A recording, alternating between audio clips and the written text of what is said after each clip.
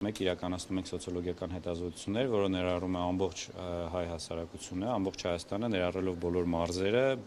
քաղաքային, գյուղական բնակավայրերը, ըստ տարիքային խմբի, ըստ կրթական բաշխվածության, համաչափորեն, ինչպես իրական վիճակագրական կոմիտեի տվյալ տվյալների հիման վրա։ Այստեղ այս հետազոտությունը իրականացվել է հոկտեմբերի 5-ից 25-ը, հետազոտության հարցման մասնակիցները եղել են 1123 հոգի։ Հարցման ընթացքում տվել ենք հիմնականում այն հարցերը, որ սովորաբար տալիս ենք եւ նրա համար, որպեսզի հասկանանք ինչ դինամիկա է եղել։ Եթե ձեզ ակնհայտ ինչ բան եք նկատել, հա, այսպես ճճացող փաստ, որ նախկինում չի եղել։ Ճճացող քննարկման փաստերից մեկը շատերն ասում են խաղաղության պայմանագրի եւ խաղաղության հաստատման դեպքում Ադրբեջանի պահանջով մենք կարող ենք որոշակիորեն կրճատել բանակի թվակազմը ու ռազմական տեխնիկան։ Այդ հարցը մենք տվել ենք եւ արդյունքում շուրջ 80%-ը չի ցանկանում որևէ կերպ որևէ թվականակ կրճատել, ընդհանուր միջև իրական խաղաղության հասնելու պարագայում։ Վստահաբար ձեզ հետաքրքրում է նաև կառավարության, եկեղեցու ինստիտուտների վարկանիշը։ Հետաքրքրական է, որ այսքան հալածանքի ֆոնին հայ առաքելական եկեղեցու վարկանիշը շարունակում է նույնը մնալ։ Ընդ որում, այս հետազոտությունում մենք բաշխել ենք ըստ տարբեր սերունդների, ինչպես է վերաբերվում։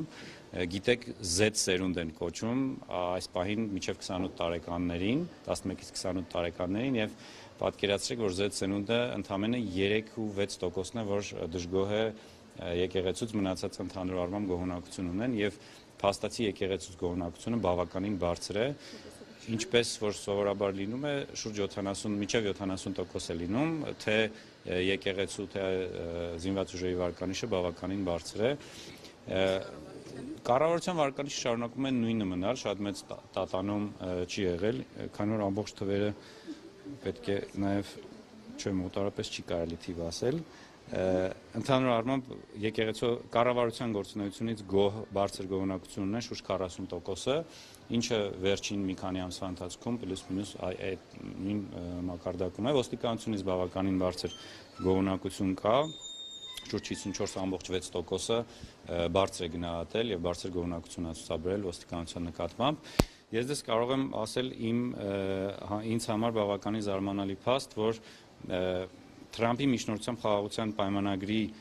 խաղաղության այդ պայմանագիրը արդյոք կբերի իրական խաղաղության, այդ հարցին շուրջ 65%-ը ասել է, որ ոչ, չի հավատացել եւ ընդամենը 33.7%-ն է հավատացել, որ Թրամփի միջնորդությամբ կնքված համաձայնագիրը կբերի իրական խաղաղություն։ Եվ մի կարևոր ընդգծում, որ մի հարց ունենք, հաշվի առնելով հայ առաքելական եկեղեցու հասցեին հնչող քննադատությունները, արդյոք դուք կմիանաք եկեղեցու կողմից համախմբման կոչին, հատկանշական է, որ շուրջ 45%-ը նշել է, որ այո, իսկ այդ Z սերունդի 18-ից 28 տարեկանների շրջանում շուրջ 64%-ն ասել է, որ կմիանա, եթե եկեղեցին համազգային համախմբման կոչ անի։ Սա եւս կարևոր արձանագրում է, իսկ մյուս արձանագրումներին առաջարկում հետևել տեղում։ Ձեր ասացիք Թրամփի վստահությունը, այսինքն որ այդ համաձայնագիրը կբերի խաղաղություն, այդքան մեծ չէ։ Իսկ Եվրոպա, Ռուսաստան այդ աշխարհակաղակական կենտրոններից, հա, որի նկատմամբ է հանրային վստահությունն ավելի բարձր։ Ռազմադաշնակցային հարաբերությունների հետ կցանկանան կնքեն, դա մեր հիմնական հարցն է, այսպես է հնչում Հայաստանը նշվածներից որ մեկի հետ պետք է ռազմադաշնակցային հարաբերություններ ձևավորի եւ մենք այս հարցը տալիս ենք 2024 թվականի հուլիսից եւ հատկանշական է, որ վերջին մի քանի ամսվա տվյալներով Ռուսաստանի տոկոսն է բավականին բարձրանում, այս պահին շուրջ 37.8%-ը նշել է, որ կցանկանա, որ ռազմադաշնակցային հարաբերություններ լինեն Ռուսաստանի հետ, իսկ մյուս աճը, որ կա, ԱՄՆ-ի հետ է, եթե նախորդ հետազոտության մեջ շուրջ 13%-ն էր ասում, որ ԱՄՆ-ի հետ պետք է ռազմադաշնակցային հարաբերություններ ձևավորել, այս հետազոտությամբ, այսինքն հոկտեմբեր ամսվա հետազոտությամբ, շուրջ 18.3%-ը, այսինքն մոտավորապես 5 եւ ավելի տոկոսով աճել է այն մարդիկ, ովքեր կարծում են ԱՄՆ-ի հետ պետք է ռազմադաշնակցային հարաբերություններ կնքել։ Եմեն զգալիորեն անկում է ապրել, մեր վերջի նախորդ հետազոտության համեմատ հուլիս ամսվա հետազոտությամբ 22%-ն էր կարծում, որ ԵՄ-ի հետ պետք է ռազմադաշնակցային, ԵՄ-ի երկրների Ֆրանսիա, Գերմանիա եւ այլ երկրների հետ պետք է ռազմադաշնակցային հարաբերություններ ձևավորել, բայց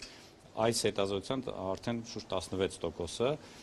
հավատում է ԵՄ-ին, ըստ էության ինչա տեղի ունեցել, Ռուսաստանի եւ ԱՄՆ-ին աջակցողները որոշակիորեն շատացել են, իսկ ԵՄ-ին, Իրանին, Հնդկաստանին եւ այլ աշխարհաքաղաքական, այսպես ասած, կենտրոններին աջակցողները զգալիորեն իջել են։ Իսկ Թուրքիայի եւ Ադրբեջանի անունը կար է ցուցակում։ Թուրքիայի անունը կա 0.5%-ը մենք չենք ներկայացնում, որովհետև դա վիճակագրորեն նշանակալի չի, իսկ Ադրբեջանի հետ խաղաղության մասով կարող եմ ասել, որ մենք այս հարցը մշտապես տալիս ենք, Ադրբեջանի հետ բանակցությունների միջոցով հնարավոր է կայուն երկարատև խաղաղության հասնել, եւ մեր վերջի հետազոտությամբ հոկտեմբեր ամսվա 30.5%-ը նշել է, որ հնարավոր է Ադրբեջանի հետ կայուն երկարատև խաղաղության հասնել, եւ շուրջ 70%-ը ասել է, որ հնարավոր չի։ Խաչիկյան աճի դինամիկա կա, օրինակ կամ հակառակը նվազում կա, որ խաղաղության այս պայմանագրի նախաստորագրումից հետո այդ վստահությունը մեծացել է, թե հակառակը։ Որոշակիորեն տատանում կա, բայց մշտապես 65-ից 70%-ի շեմի վրա է, որ մարդիկ չեն հավատում, որ Ադրբեջանի հետ հնարավոր է կայուն երկարատև խաղաղության հասնել։ Եվ այստեղ շատ կարևոր արձանագրում, որ այստեղ եւս հատկապես երիտասարդները ամենակիչն են հավատում խաղաղությանը եւ ամենակիչն են հավատում, որ Ադրբեջանի հետ հնարավոր է որևէ կերպ խաղաղություն կնքել։ Այս առումով ես կուզեմ ասել իմ անձնական մասնագիտական դիրքորոշումը, որ շատերը մեղադրում են երիտասարդներին, որ երիտասարդները չեն տիրապետում ազգային խնդիրներին, չեն տիրապետում ինչա կատարվում երկրում եւ այլ պատկերացումներ ունեն, բայց հետազոտությունները արդեն երրորդ անգամն է ցույց են տալիս, որ երիտասարդները շատ են գնահատում եկեղեցին, կարևորում են ազգային հիմնահարցերը, կարևորում են մի շարք խնդիրներ ու այնպես չի, որ անտարբեր են, այնպես չի, որ անհաղորդ են տեղի ունեցող իրադարձություններին, պարզապես քաղաքականությունը որպես այդպեսին իրենց համար շատ մեծ հետաքրքրություն չունի։ Խաչիկյան նախորդ անգամ, եթե չեմ սխալվում, ազգային ժողովի հանդեպ եւս այդ վարկանիշը բավականին ցածր էր, այս անգամ արդեն 3 ամիս հետո պատկերն ինչպիսին է։ Ազգային ժողովը մշտապես ամենացածր վարկանիշն է ունեցել, այսպես ասած, ազգային ժողովից դժգոհ է հարցվածների 50%-ը։ Ես պայմանավորում եմ նրանով, որ ազգային ժողովում տեղի ունենում թե ընդդիմության, թե իշխանության կողմից հարց ու պատասխան բանավեճեր, որոնք ըստ էության հարցվողների շրջանում լուրջ առարկայական ոչ մի արդյունք չի ենթադրում, եւ մարդիկ տեսնում են, որ ընդդիմությունը ինչ-որ բաներ է ասում, իշխանությունից պատասխաններ, եւ ըստ էության ազգային ժողովի դիսկուրսը քաղաքացիների մոտ ոչ մի հույս, ոչ մի առարկայական արդյունք չի առաջացնում, դրա պատճառով ազգային ժողովը մնացածրն է։ Մինչդեռ առանձին վերցրած ընդդիմությունը եւ առանձին վերցրած կառավարությունը այդպես չի, որ այդքան ցածր է, բայց ազգային ժողովը որպես ֆորմատ, որպես դիսկուրս ամենացածր աջակցությունի որպես ինստիտուտ, եւ սա նաեւ շատ վտանգավոր է, որովհետեւ մենք պարլամենտական երկիր ենք, եւ եթե պարլամենտական երկրում ազգային ժողովը ամենացածր հստակությունն ունի քաղաքացիների շրջանում, դա արդեն ցույց է, որ այս ամեն ինչը մի բան սխալ է, մի բան ճիշտ չի աշխատում։ Հայաստանի արտաքին եւ ներքին քաղաքականության մասին ինչ արտաքին քաղաքականությունը եւ ներքին քաղաքականությունը մենք առանձին չափում ենք, բայց դուք արդեն բոլոր հարցերը փորձեցիք փակել, իսկ պրեզենտացիային բան չմնաց։ Արտաքին քաղաքականությունից սովորաբար ավելի գոհ են քաղաքացիները, քաղաքացիների շուրջ 43%-ը կարծում են, որ արտաքին քաղաքականությունը ճիշտ ուղղությամբ է գնում, իսկ ներքին քաղաքականությունը ճիշտ է համարում 34.5%-ը։ Դժգոհ է Կամարում է, որ սխալ է վարվում արտաքին քաղաքականությունը 52%-ը, իսկ ներքին քաղաքականությունը, որ սխալ է համարում 62%։ Այսինքն մշտապես քաղաքացիները ավելի շատ դժգոհ են Հայաստանի Հանրապետության իշխանությունների կողմից վարվող ներքին քաղաքականությունից, քան թե արտաքին։ Ձեր մասնագիտական գնահատականները իսկ ինչ է այդ դեպքում պատճառը, որ իշխանությունները բոլոր տեսակ նման հարցումների արդյունքում պատասխանների դեպքում իրենք ասում են ժողովուրդը մեզ անդրել մենք ուզում ենք գնալ շարունակել մեր գործը։ Հանուն արդարության նշեմ, որ եթե նայենք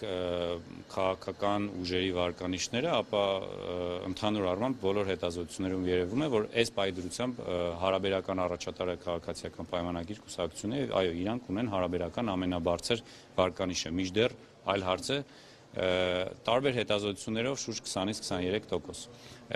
բայց տվյալ պարագայում այդ նշանակում է ընդդիմությունն էլ ունեն ավելի փոքր տոկոսներ, բնականաբար, բայց ընդդիմության որոշակի միավորումների կամ այլ գործընթացների արդյունքում կարող է որ իշխանությունը չհաղթել, այսինքն իշխանությունը ունի հարաբերական բարձր վարկանիշ, բայց դա դեռ չի նշանակում, որ ինքը վերարտադրելու հեշտ ճանապարհ ունի, այդպես չի։ Շնորհակալություն։ Ձեզ նույնպես։ Իսկ ձեր պրեզենտացիան Մեր պրեզենտացիան մեր կայքում լինելու է, հիմա էլ ներկայացնում։ Չէ,